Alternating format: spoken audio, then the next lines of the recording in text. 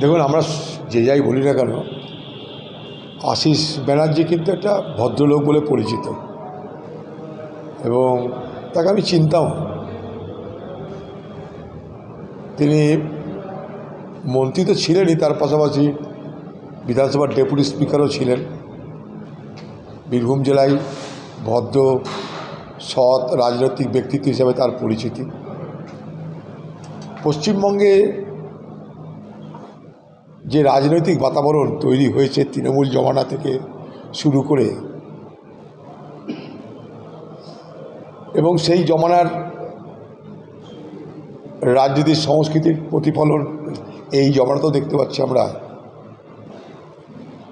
সেখানে সুস্থ স্বাভাবিক সৎ ব্যক্তিত্বের রাজনীতিতে টিকে থাকাটা কিন্তু খুব দুষ্কর ব্যাপার। আশিস ব্যানার্জির মৃত্যু আমাদেরকে সেটাই বলে গেল যে চুপ করে হয়তো ছিলাম, কিন্তু সব কিছু মেনে নিই, প্রতিবাদ করতে পারিনি, তাই আত্মহত্যার মাধ্যমে প্রতিবাদ করে গেলাম। এই বার্তা তিনি বাংলার রাজনীতি সমাজকে তিনি কিন্তু দিয়ে গেলেন। আমি তার মৃত্যুতে গভীরভাবে শোকাহত। তার আত্মার শান্তি কামনা করি, স্বর্গবাস কামনা করি। যাতা এত ঘৃণ্য নৃশংস বর্বর ঘটনা ঘটতে পারে না।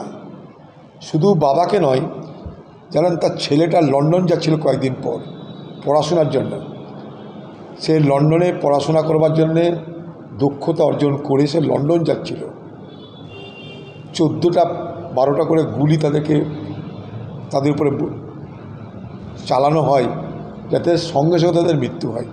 অর্থাৎ যারা হত্যাকারী আততায়ী, তারা কোনোভাবেই তাকে বাঁচবার কোনো সুযোগ দিতে চায়নি বলে এই নৃশংসভাবে তাদেরকে হত্যা করল। নাকাশিপাড়া যে থানা, সেই থানার যারা অফিসার আছেন তাকে কিন্তু তার পরিবারের বা তার বন্ধুবান্ধবের পক্ষ থেকে বলা হয়েছিল যে এখানে কিছু দুষ্কৃতী বড়সড় কিছু করবার পরিকল্পনা করছে।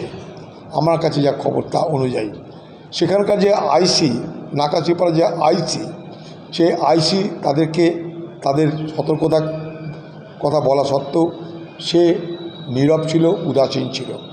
এবং পুলিশের তৎপরতার অভাবে, উদাসীনতার কারণে কিন্তু আনিসুর এবং তার ছেলেকে আজকে হত্যা হতে হলো। এটা কিন্তু ওখানকার সাধারণ মানুষের বক্তব্য। তাই স্বাভাবিকভাবেই কী পরিবর্তন হলো আমরা জানি না। বলা হয়েছিল ভরসা ইন, ভয় আউট। কোথায় ভয়, কোথায় ভরসা, সব সহাবস্থান করছে। ভয়ও আছে, ভরসাও আছে, ভরসাও আছে, ভয়ও আছে, সব একসঙ্গে চলছে। কোনো কিছু পরিবর্তন বলে কিছু হয়নি এ বাংলায়। আর পুলিশ আর কি করবে? এর আগে তৃণমূল জমানায় পুলিশ তৃণমূলের গুন্ডাদেরকে মদত করত। এখন তৃণমূলের গুন্ডারা এলাকায় তৃণমূলের জমানা মতো নেই, তৃণমূলের জমানা মতো তো নেই। বিজেপি ক্ষমতা এসে কিন্তু বিজেপিরও এলাকায় তৃণমূলের মতন গুন্ডা বাহিনী নেই। তাই বিজেপি পার্টির হয়ে সরাসরি পুলিশ গুন্ডাগিরি করতে নেমে গেছে, সিধা একদম, মাঝে আর কোনো ব্যারিয়ার নেই। নওদা থানায় আমাদের কংগ্রেসের পার্টি অফিস, পুলিশ আমাদের তাই বলেছিল এই পার্টি অফিস আপনাদের, এই পার্টি অফিস দায়িত্ব আপনারা পাবেন, একটু অপেক্ষা করুন। 6টা পুলিশের সঙ্গে 6বার মিটিং হয়েছিল। তারপরে তাদের উপরে চাপ আসতে আরম্ভ করে সদ্য তৃণমূল ছেড়ে এনসিপিআই জয়েন করা ওখানকার এমপি তৃণমূল ভোটে জিতে এনসিপিআই দলে যোগদান করেছে। তাই তার সঙ্গে পুলিশের মদত শুরু হয়ে গেছে। কারণ এনসিপিআই মানে বিজেপি আর বিজেপি মানে এনসিপিআই। এখন বিজেপির ঘর জামাই হয়ে গেছে এনসিপিআই এখন বিজেপি পার্টির ঘর জামাই।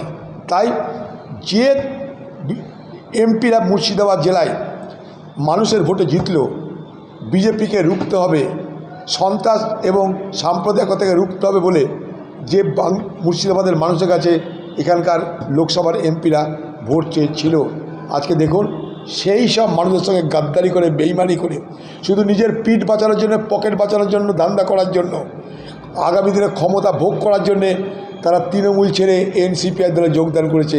এনসিপিআইটা কি? ঘুরে ফিরে এনসিপিআই বিজেপির ঘর জামাই। সেই ঘর জামাইদের মদত করতে নেমে গেছে পুলিশ বাহিনী। যে পুলিশ বাহিনী, আমি যেদিন নওদায় পার্টি অফিস আমরা দখল নিতে মানে কি খুলতে গেছিলাম সেদিন সেখানটায় পুলিশ বাধা দিল তো বটেই, বিশাল পুলিশ বাহিনী নিয়ে এসে আমাদেরকে আটকানো হলো। এবং সেদিনকে পুলিশ কথা দিল, পুলিশের আধিকারিকরা কথা দিল আমাকে যে আপনি যান, 3 থেকে 4 দিনের মধ্যে আমরা ফয়সালা করে আপনাদের পাঠাবে দিয়ে দেব। স্বাধীনতার দিন যখন সর্বত্র উৎসব পালিত হচ্ছে, তখন সেই পুলিশ ডাকাতি করে কংগ্রেসের অফিস দখল করতে পথে নেমে গেল। কারণ বিজেপির ঘর জামাই নেতা এনসিপিআই, তাকে খাতিরদারি করতে হবে। সরাসরি পুলিশ তালা খুলে দিচ্ছে, সেখানে গ্রিল কাটা হচ্ছে, তালা কাটা হচ্ছে মেশিন দিয়ে, পুলিশ দাঁড়িয়ে আছে। সেখানকার যে এনসিপিআইয়ের ঘর জামাই, তার জন্য 7 গাড়ি পুলিশের ব্যবস্থা হয়েছে, যাতে তাকে কেউ ফুলের আচরও দিতে না পারে। এটা কোন স্বাধীনতা? পুলিশ কথা দিল 3 থেকে 4 দিনের মধ্যে পার্টি অফিস আপনাদের আমরা ফেরত দেবো, একটু অপেক্ষা করুন, অসুবিধা আছে। স্বাধীনতার দিন সেই পুলিশ কংগ্রেসের অফিস ভেঙে চুরে দখল করে দিচ্ছে এনসিপিআইকে। এটা কি স্বাধীনতা বলুন? ওদিকে কংগ্রেসের লোককে খুন হচ্ছে, এদিকে কংগ্রেসের অফিস জোর করে দখল করে নেওয়া হচ্ছে, ওদিকে অবসাদে একজন রাজনীতি ব্যক্তি আত্মহত্যা করছে। বাংলার চেহারা দেখুন খালি। আমরা প্রতিবাদ করবার জন্য যেতে চাইলাম, পারমিশন নাই। কালকে মুর্শিদাবাদের 100 পুলিশ নওদায় হাজির হয়ে গেছে, যদি আমি সেখানে যাই তার জন্যে অ্যারেস্ট করতে, গ্রেপ্তার করতে, মারধর করতে। আমাদের প্রোগ্রাম ছিল, কী করে যাব? আমরা প্রতিবাদ করার জন্য মিছিল করতে চাইছি, পারমিশন দিচ্ছে না ওখানকার পুলিশ। এ কোন জমানা দেখছি, আমার মাথায় ঢুকছে না। তৃণমূল জমানায় তৃণমূলের দুর্বৃত্তদের মস্তানি ছিল, পুলিশ মদত করত। তৃণমূলের দুর্বৃত্তরা না পারলে পুলিশ যেত। এখন বিজেপির জমানায় তাদের যে ঘর জামাই এনসিপিআই, তাকে বাঁচানোর জন্য সারা মুর্শিদাবাদের পুলিশ বাহিনী সদা তৎপর। তাদের কোথাও যেতে হচ্ছে না। বিজেপির তো কর্মী নেই কোথাও যারা লড়াই করবে, সংঘর্ষ করবে, এরকম কর্মী নেই। বিজেপির ভোটার আছে, তাতে অসুবিধা নাই। সরাসরি পুলিশ বিজেপি পার্টির ডাইরেক্ট ক্যাডার হয়ে, ডাইরেক্ট কর্মী হয়ে তারা ময়দানে নেমে গেছে, অফিস দখল করছে, অফিস ভাঙছে। আমরা তো বসে থাকবো না, এই পার্টি অফিস দখল করেই ছাড়বো, আজ না হয় কাল। এই গাদ্দার, ওই নওদার যাকে আমরা বাস চিহ্নে আমি যাচ্ছি দিয়েছিলাম, কংগ্রেসের এমএলএ ছিল, মুর্শিদাবাদ জেলা কংগ্রেসের সভাপতি ছিল, সেই গাদ্দার আজ স্বাধীনতার দিনে পুলিশ নিয়ে কংগ্রেসের অফিস দখল করছে। গোটা মুসলিম সমাজ তাকে বয়কট করেছে। গোটা মুসলমান সমাজ 3 গাদ্দারকে বয়কট করেছে। মুর্শিদাবাদের 3 এমপিকে, 3 গাদ্দারকে বেইমানি করেছে, 3 গাদ্দারকে বয়কট করেছে। এই 3 গাদ্দার, একটা জঙ্গিপুরের এমপি, মুর্শিদাবাদের এমপি, আর বহরমপুরের এমপি। তারা মানুষের বিশ্বাসকে, তারা মানুষের ভরসাকে তারা বিজেপির কাছে বিক্রি করে দিয়েছে, শুধু নিজেদের পিঠ বাঁচানোর জন্য আর বিজেপির দালালি করে বেঁচে থাকার জন্য। মানুষ তাদেরকে দেখছে, চিনছে। তাই একদিন যারা খালি হাত পায়ে ঘুরে বেড়াতো, এখন তাদের পুলিশ লাগছে, সিকিউরিটি লাগছে ঘুরে বেড়ানোর জন্য। এই গাদ্দারদের মুর্শিদাবাদের মানুষ ক্ষমা করবে না। দেহরক্ষীরা তো নিজে নিজে রাখেনি, দেহরক্ষী যার দেহ পাড়া দিতেন তাদের কথাতেই রেখেছে।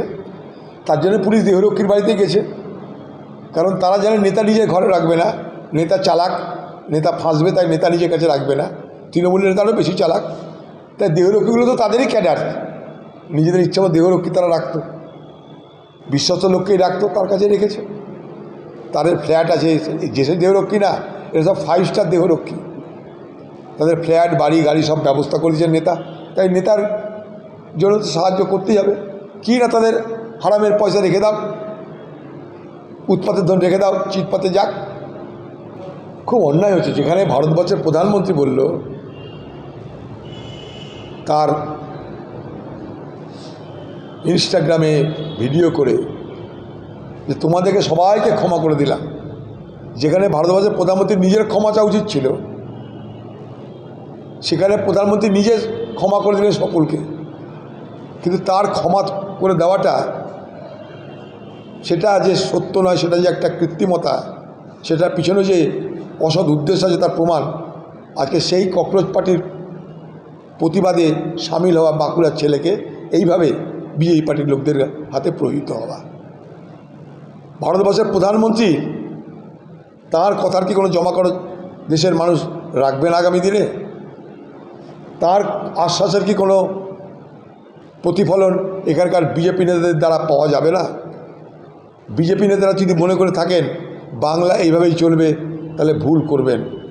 একদিন তৃণমূলের সন্ত্রাসের প্রতিবাদ করতে গিয়েই বাংলার মানুষ ঘটনাচক্রে আপনাদের এনে দিয়েছে, আর আপনার তৃণমূলের দেখানো পথ অনুসরণ করতে গেলে আপনাদেরও বাংলার মানুষ দেরি নয় শিক্ষা দিয়ে দেবে, নিশ্চয়ই থাকবেন। দুর্গাপুজো বাংলার পরিচয়, সেই পুজো যদি কেউ হুমকির ভয় বন্ধ করে দেয়, এর থেকে দুর্ভাগ্য তো কিছু হতে পারে না। তা আমার মনে হয় বন্ধ না করে আপনারা হাইকোর্টে যান, হাইকোর্টে গিয়ে দুর্গাপুজো করবার নিশ্চয়তা আদায় করুন, গ্যারেন্টি আদায় করুন। কারো ভয় দুর্গাপুজো বন্ধ করবেন কেন? দুর্গাপুজো কোনো পার্টির পুজো নয়, বাংলার, সারা ভারতবর্ষের এটা একটা পুজো প্লাস একটা সাংস্কৃতিক উৎসব দুর্গাপুজো এই বাংলায়। তা সেটা কারোর হুমকিতে ধমকিতে কেন পিছিয়ে আসবেন? হুমকি ধমকিকে মোকাবেলা করতে হবে বাংলা মানুষকে, না তো আমরা সব নতুন করে কৃতদাস হব। একদিন আমরা কৃতদাস ছিলাম, ভারতবর্ষের সংগ্রামীরা আমাদেরকে কৃতদাস দশা থেকে মুক্ত করে স্বাধীন জাতি হিসাবে আমাদেরকে সুযোগ দিয়েছিল। তারই 80 বছর পূর্ণ হলো কালকে, অর্থাৎ স্বাধীনতার 80 বছর। আবার কি নতুন করে আমরা কৃতদাস হব এই ধমকির কাছে, হুমকির কাছে? না, আমরা আমাদের মতন আবার স্বাধীনভাবে বাঁচার চেষ্টা করব, এই হোক প্রতিজ্ঞা। তাই পুজো বন্ধ যেন না হয় তাদের কাছে দাবি থাকবে।